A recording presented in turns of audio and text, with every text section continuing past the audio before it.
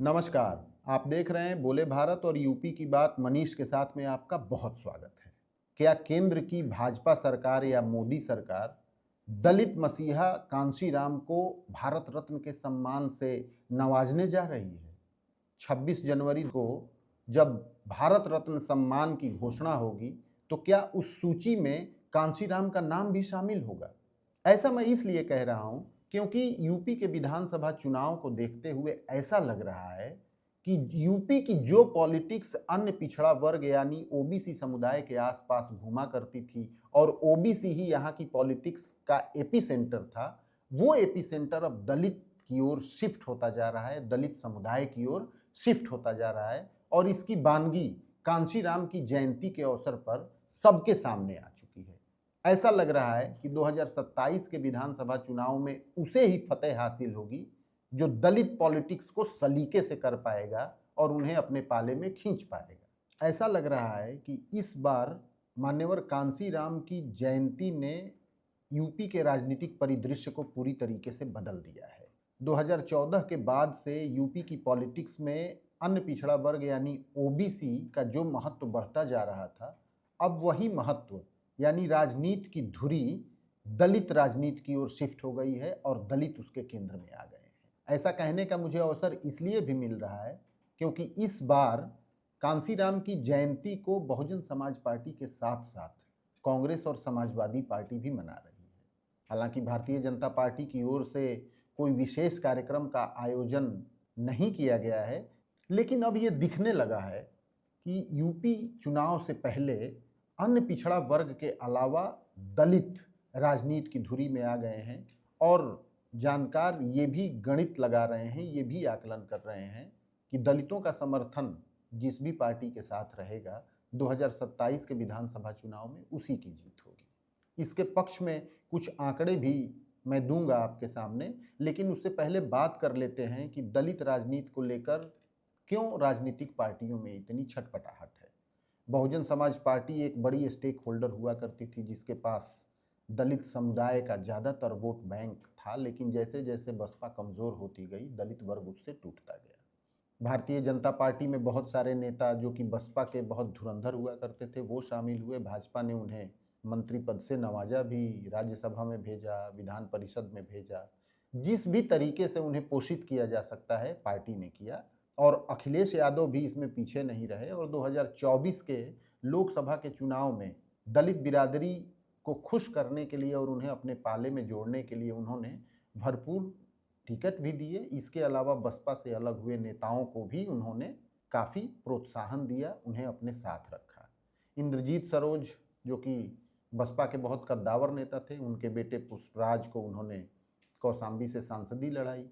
अवधेश प्रसाद पासी बिरादरी के, उन्हें फैज़ाबाद से लोकसभा का चुनाव लड़ाया और वे जीते भी और उनको वो हमेशा आगे इसीलिए रखते हैं जिससे दलित समुदाय को एक मैसेज जा सके कि दलितों की कितनी फिक्रमंद है समाजवादी पार्टी और उन्हें किस तरीके से पावर में स्टेक दे रही है। राहुल गांधी ने भी कांशीराम की जयंती के अवसर पर लखनऊ में कहा कि यदि नेहरू के समय कांशीराम होते तो वो उन्हें मुख्यमंत्री बनाते। हालांकि उनके बयान की तरह तरह से आलोचना भी हो रही है और ये कहा जा रहा है कि कांशीराम को तो मुख्यमंत्री और राष्ट्रपति तक बनने का कोई शौक नहीं था, क्योंकि ऐसा यदि होता तो उनके जीवित रहते 3 बार बहुजन समाज पार्टी की यूपी में सरकार बनी, लेकिन उन्होंने मुख्यमंत्री के पद पर मायावती को बैठाया।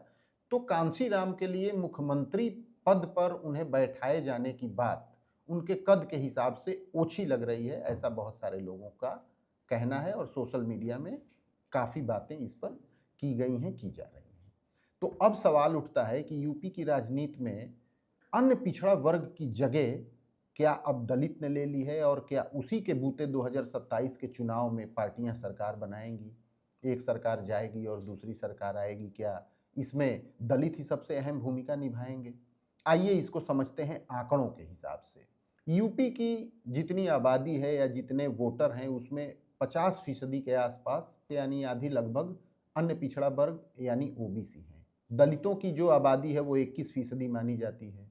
वैसे यदि परसेंटेज के हिसाब से देखें तो पंजाब दलितों का सबसे बड़ा स्टेट है जहां दलित सबसे बड़ी संख्या में हैं, लेकिन यूपी नंबर के मामले में सबसे ज़्यादा है, यानी दलित बिरादरी की संख्या देखी जाए तो सबसे ज़्यादा यूपी में दलित निवास करता है, जिसकी आबादी 21% है। मुस्लिम आबादी की बात करें तो करीब 19-20% के आसपास मुसलमान यूपी में माने जाते हैं। सवर्णों में सभी जातियों को जोड़ लिया जाए तो 10 से 12% के आसपास उनकी संख्या बैठती है। तो इस तरीके से 50% ओबीसी, 10% सवर्ण, 20-21% दलित और 19% के आसपास मुसलमान, यानी जितने में सवर्ण, दलित और मुसलमान हैं उतने ही हिस्से में एक तरफ ओबीसी हैं। अब ओबीसी का तो दोनों ही मुख्य पार्टियों में बंटवारा हो चुका है, ये दिखा भी है। काफ़ी अखिलेश यादव के साथ हैं और काफ़ी कुछ भारतीय जनता पार्टी के साथ हैं। भारतीय जनता पार्टी के साथ सवर्ण समुदाय भी जुड़ा हुआ है। अब बचे मुसलमान, उनका ज़्यादातर हिस्सा अखिलेश यादव के पास है। ये मुसलमान और ओबीसी में जितनी भी कैटेगरी अखिलेश यादव के साथ है, इनको ले लें यदि तो 30 से 32% के आसपास वो नंबर पहुंचता है और इससे थोड़ा ज़्यादा भारतीय जनता पार्टी के पास पहुंचता है, जिसमें सवर्ण और ओबीसी और कुछ दलित भी शामिल हैं।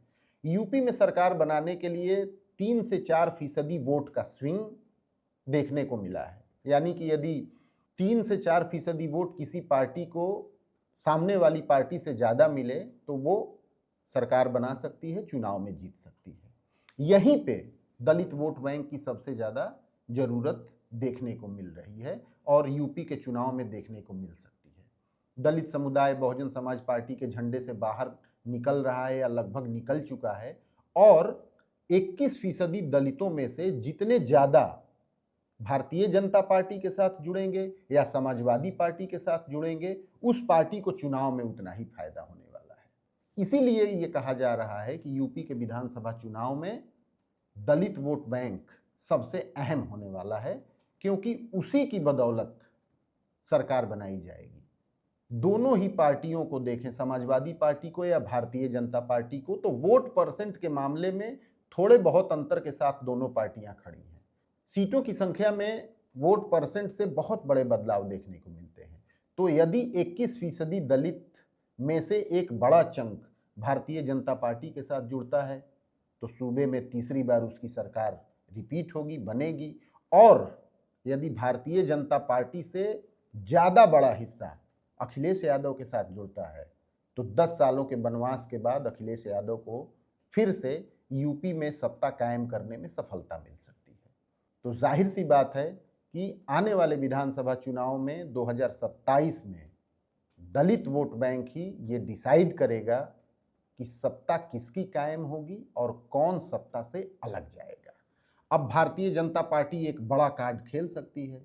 अभी सभी पार्टियों ने लगभग ये मांग की है और कुछ की तो पहले से भी मांग रहती रही है कि कांसीराम को भारत रत्न से नवाजा जाए। मायावती ने इसी साल गणतंत्र दिवस के मौके पर कांसीराम को भारत रत्न देने की मांग उठाई थी और अब उनकी जयंती के अवसर पर कांग्रेस ने ये मांग दोहराई है कि कांसीराम को भारत रत्न दिया जाना चाहिए। यदि यूपी चुनाव से पहले भारतीय जनता पार्टी कांसीराम को भारत रत्न के पुरस्कार से नवाज देती है तो ये एक बहुत बड़ा तुरुप का इक्का साबित होगा यूपी की राजनीति के लिए।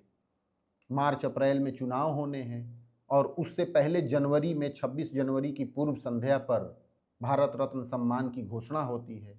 यदि उस दिन केंद्र सरकार ने यह ऐलान कर दिया कि मान्यवर कांसीराम को भारत रत्न सम्मान दिया जाएगा तो इससे दलित बिरादरी में एक बहुत बड़ा मैसेज जाएगा ही और ये कार्ड भारतीय जनता पार्टी जरूर ही खेल सकती है।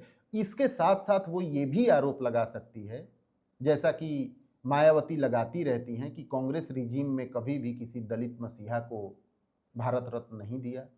कांग्रेस अभी कांसीराम को भारत रत्न देने की मांग कर रही है, लेकिन BR अम्बेडकर को भी कभी कांग्रेस ने इस पुरस्कार से नहीं नवाजा। 1990 में जब केंद्र में BP सिंह की सरकार थी तब डॉक्टर भीमराव अम्बेडकर को भारत रत्न पुरस्कार से सम्मानित किया गया था। तो कांग्रेस के पास तो ये कहने का कोई नैतिक बल ही नहीं है कि कांसीराम को भारत रत्न सम्मान दिया जाए। ऐसा बहुजन समाज पार्टी के तमाम नेता राहुल गांधी पे आरोप लगा रहे हैं। तो अब देखना यह है कि भारतीय जनता पार्टी कांशीराम को क्या भारत रत्न देकर एक ट्रम्प कार्ड खेल सकती है? इसका जवाब आपको कुछ महीनों बाद ही मिल पाएगा। यूपी की बात मनीष के साथ में आप मेरे साथ बने रहे, इसके लिए आपका बहुत शुक्रिया। नमस्कार।